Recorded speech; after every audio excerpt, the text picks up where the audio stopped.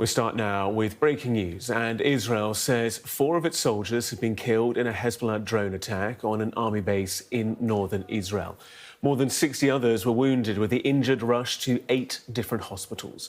Hezbollah said they targeted the camp using a swarm of drones. Well, the attack struck the Golani Brigade camp in Binyamina. Hezbollah said it was retaliating after strikes in Beirut killed 22 people on Thursday.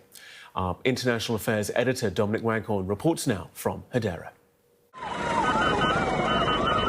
Minutes after the drone came in, chaos and casualties as soldiers raced to help the injured. There were so many hurt, they were sent to 8 hospitals. At least 60 soldiers injured, several seriously, and 4 killed. This is where they'd been gathered to eat their evening meal when the drone struck. Somehow Hezbollah had penetrated Israel's defences without warning and hit the military base at one of its busiest times.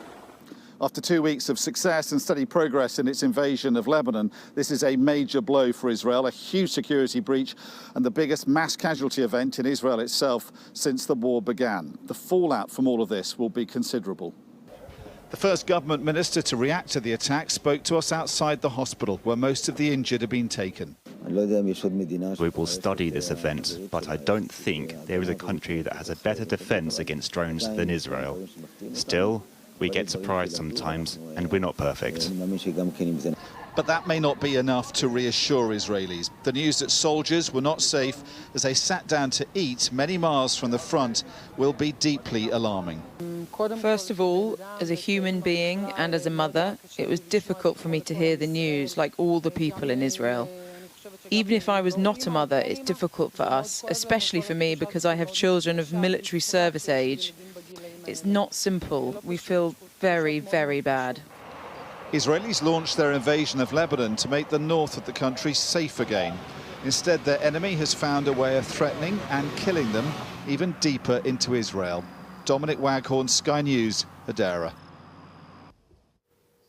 Well, there's been more breaking news overnight. 23 people have been killed in Gaza in consecutive strikes within hours, first targeting a school-turned-shelter, then at a nearby hospital.